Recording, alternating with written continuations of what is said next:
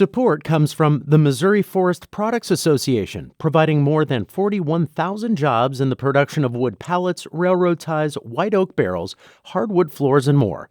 Details at choosewood.com. This is St. Louis on the Air from St. Louis Public Radio. I'm Elaine Cha.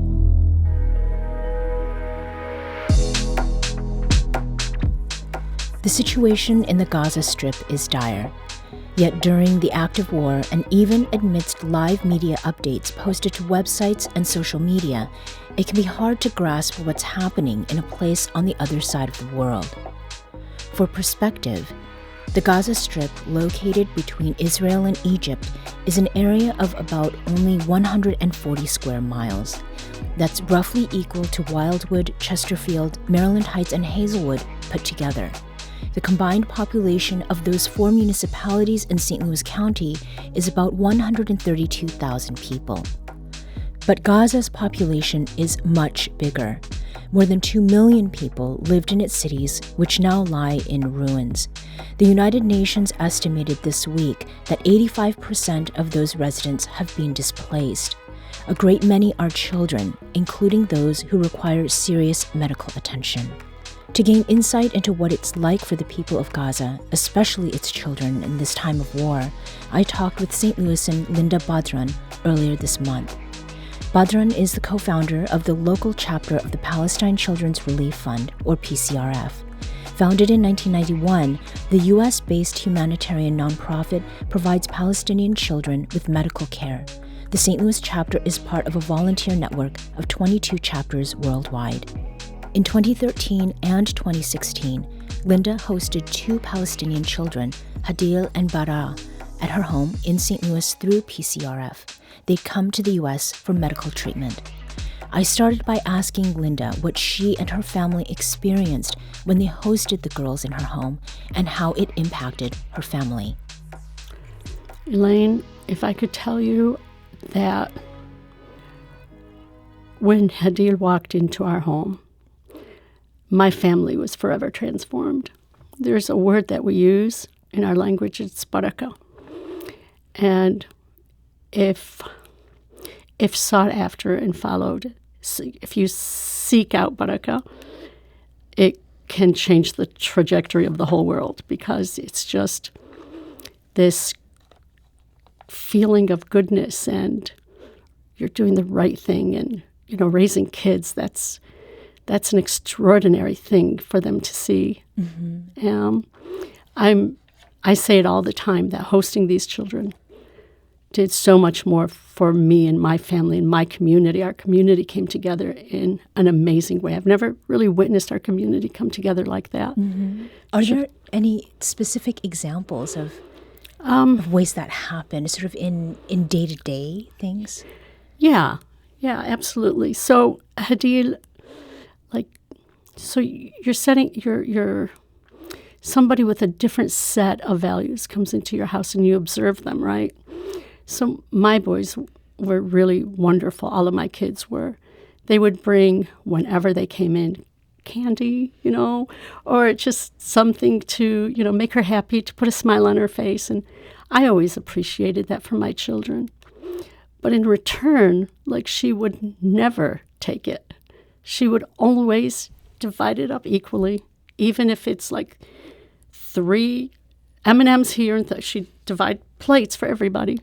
Her halal marshmallows were her favorite. She'd cut them up so they were even. She never wanted anybody to get more than the other. Mm-hmm. And witnessing stuff like that, it'll change you, Elaine, It's your kids aren't going to say, hey, that's mine, ever again. Right. Do you know? Could you understand that? Yeah. It had a beautiful impact. Yeah. Hey, that's ours. Mm-hmm. Yeah. This is for us. Yeah.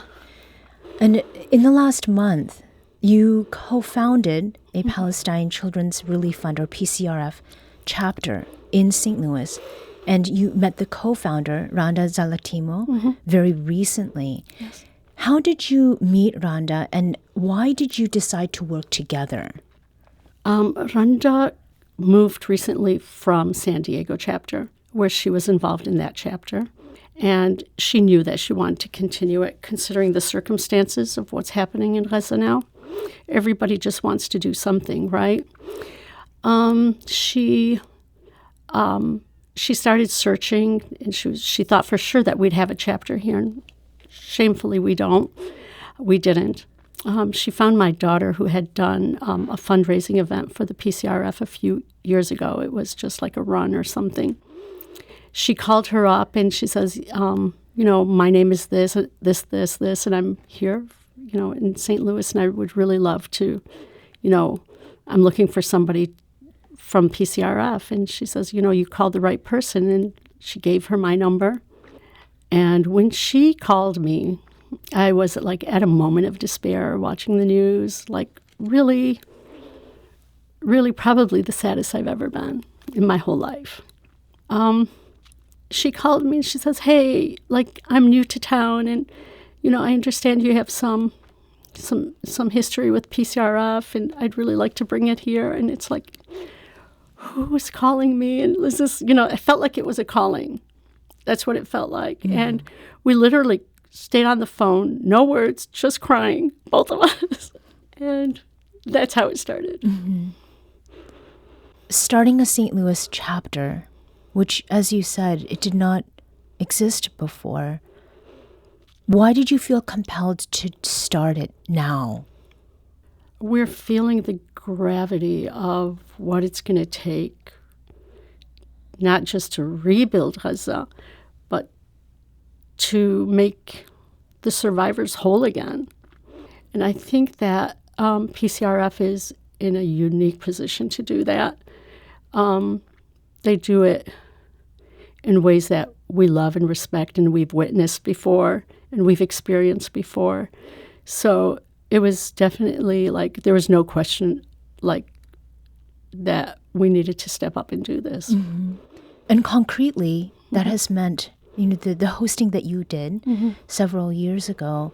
What are some of the other very specific examples of making whole again that you've seen?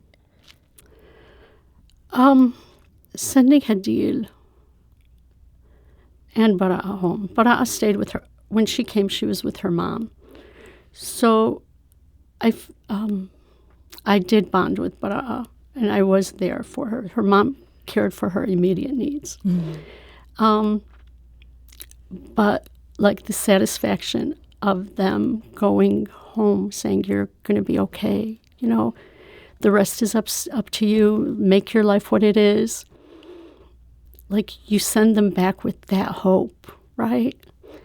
And that's a very rewarding thing. Mm-hmm. Hadil needed a craniectomy, it was real. And Hadil and Bara'a just as well would not have been a functioning adult without her surgery. Mm-hmm. It's a very rewarding experience. Yeah. We're talking with Linda Badran, co-founder of a St. Louis chapter now of Palestine Children's Relief Fund, which is a nonprofit humanitarian organization. And recently, you held a fundraising event which took place at the Islamic Foundation of Greater St. Louis. Mm-hmm. This was last month. And clearly there are people who are also investing mm-hmm. in making a difference. The effort raised about $300,000 for That's PCRF. Right. How is it that money will be used, Linda?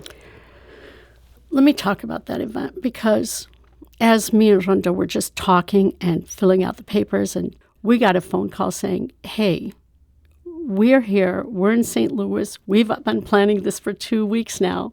Would you like to join us? And it was very touching. In these dire circumstances, these outreach things has more impact than just monetary. Of course, you need the monetary, right, to facilitate, the relief. But the bonds that you make too, so many people would say, hey, don't forget us. We want to be included. And this was mainly the Pakistani Indian community within us. And that was beyond touching for us. And it's common. Like we would be like, okay, here's your tax, and they say, no, don't want my tax receipt. My tax receipt is with Allah. I'm just doing it for the goodness.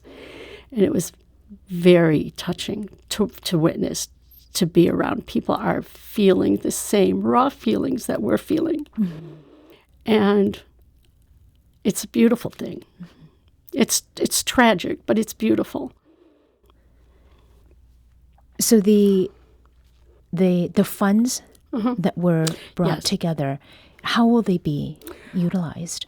Okay, we were able to dispense $6.1 million in Gaza worth of supplies on the ground that were already there since the start of the aggression, which included hygiene kits, toys, hot meals, water supplies, which is a lifeline right now. Right. And that was done mostly during the ceasefire. That's just a few days of a ceasefire. Mm-hmm. Gaza has no supplies left. So, it's a search. What do you have? Where NGOs are working all together in collaboration. Mm-hmm. What do you have? What could we get? What could we bring in? And bringing in anything is near, it's very, very difficult.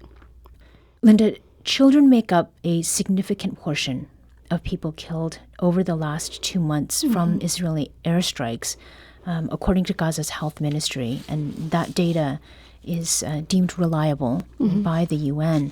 And in early November 6th, in fact, United Nations officials described the Gaza Strip as, quote, a graveyard for children. What have PCRF volunteers and colleagues been sharing about what they're seeing in Gaza, especially about how children are affected? We have 40 employees on the ground in Gaza. They include field workers, social workers, accountants, project managers, coordinators, cancer department specialists, and procurement specialists. I have to tell you that right now they are all in survival mode with their families, with their children, with their elderly parents, basically just trying to survive. We lost contact with many, many of them. We're all very worried about them. I mean, it's a personal relationship that sometimes you talk to these people every day. Mm-hmm. We know that some of them are in shelters, some of them, the communication, there is no communication. We really don't know. They're in survival mode. And so many, as we said, are children who are experiencing this. I see the pictures of children and I shudder. And I personally I have this need to want to hug every one of them. And I don't have the answers of how they're going to come out. They're obviously traumatized, obviously in survival mode. We have no answers. So all you can do is provide some support. All we could do is be prepared when we're called upon to help. We're going to be prepared and we're going to step up and do it. Mm-hmm. And specifically, PCRF is is part of the work of providing medical relief. Mm-hmm. According to the World Health Organization, just 18 hospitals are currently functioning, down from 36 prior to this war, and those 18 hospitals are functioning at low capacity. Medical structures that PCRF helped fund or build were also partially damaged or destroyed by Israeli bombings in the last 2 months. What are some examples of such sites, Linda? So we've had several infrastructure projects in Gaza destroyed or damaged over the past 2 months. This includes the operating theaters in the Indonesian hospital, which has been badly damaged and closed. It also includes the new operating theater that we were building for organ transplants at the Al Shifa Hospital.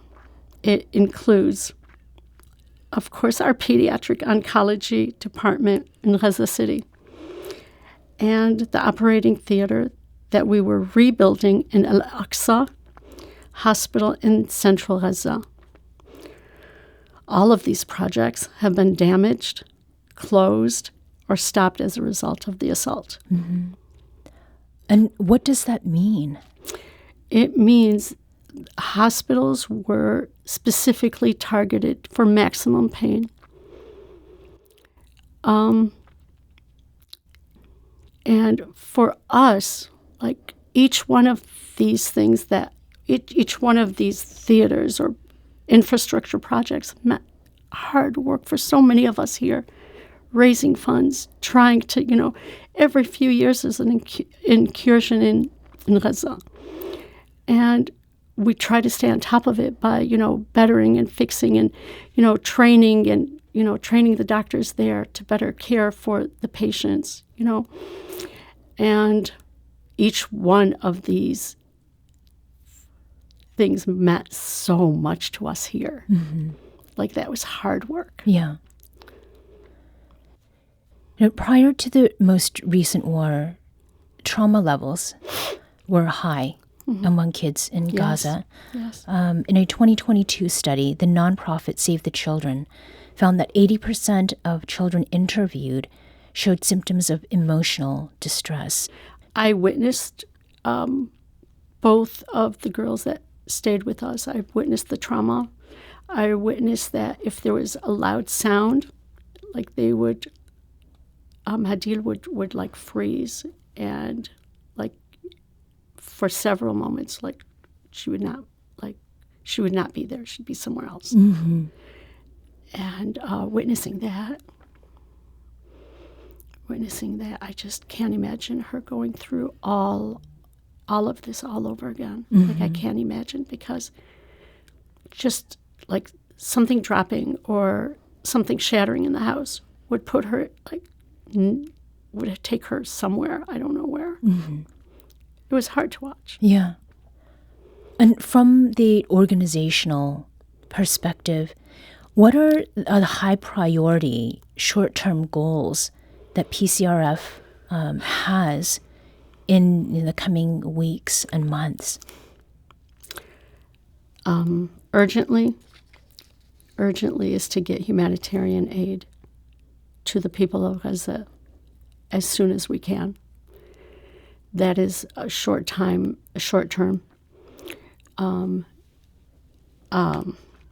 There's 1 million children in Gaza, and that is our very top priority, is to get them these basic needs. You're looking at not just, you're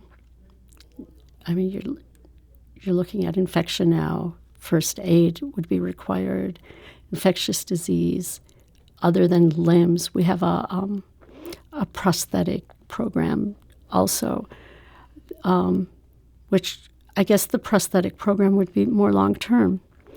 But immediately, humanitarian relief. Mm-hmm. Even if even food, water is scarce. They don't have drinkable water. Like, it's so inhumane. I want to sort of conclude with a question that has to do with the personal experiences that you have had in Palestine. You spent time there in Palestine as a teenager.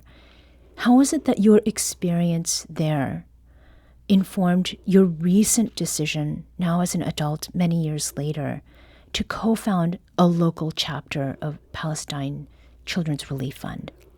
Well, my parents sent me and my sister to Palestine to study.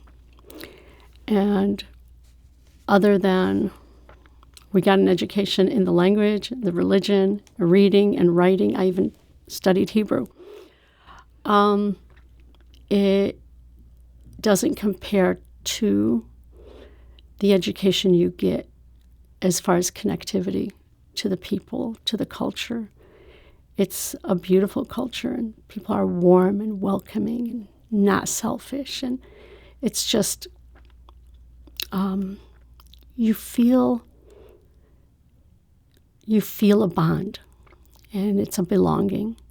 And once I'm there, it's such a strong thing you can't describe. And then going as a teenager, you notice the oppression, living under occupation. So what do you mean I can't go? Why can't I go? Why are these military trucks everywhere? What is that? What is that military thing flying over us, It makes you appreciate where you live, but also appreciate and respect the people living proudly under occupation, steadfastly. Mm-hmm. I don't think that had I gone there, that would not have happened, and I would not be who I am today. Yeah. One last note. Sure. So you had said that you've been keeping in contact with the two young women now who were here with you and your family when they were receiving medical care. And Hadil, you said her birthday is today. Yeah. And she's now 24. Mm-hmm. And the other young person, Bara, is now 19. Mm-hmm. As you think about the care they received here, the relationships that you were able to forge with them, what does it mean to invest in caring for children who, in your case, they were teenagers when they came? Like, what does it mean in the long term? Thank you for that question, Elaine. So the words heartbreak doesn't do it. Devastation doesn't do it. Nothing describes what I'm feeling. Nothing. I haven't talked to Hadid in 5.5 weeks. Today's her birthday. It's the first thing I thought of this morning. And she would be so upset with me if we didn't speak, for a few days. And, she'd share, what she was doing in her life and, just that connection. And I'm just waiting. I know the phone services are down, and I'm going to stay positive, and I believe in my heart that she's okay. But I would have loved to speak with her today. Mm-hmm. And so more birthdays is part of what you get out of it. Mm-hmm. Yeah. Thank you, Elaine.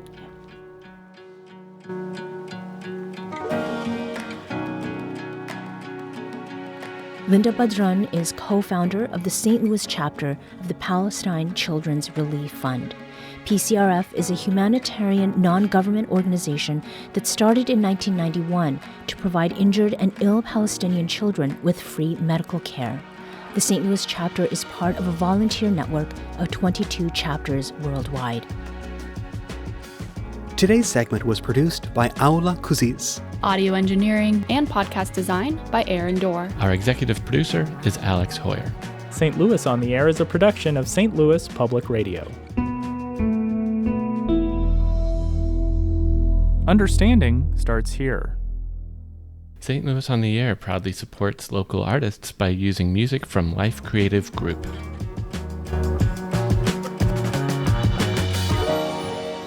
Do you find yourself regularly listening to episodes of St. Louis on the Air? Suggest us to a friend you think might enjoy our conversations.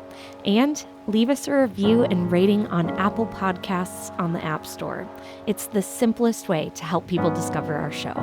Thanks. St. Louis Public Radio is a member-supported service of the University of Missouri St. Louis.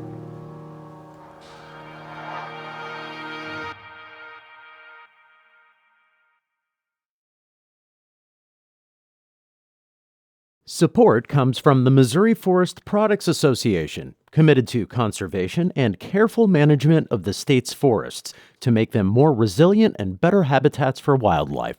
ChooseWood.com.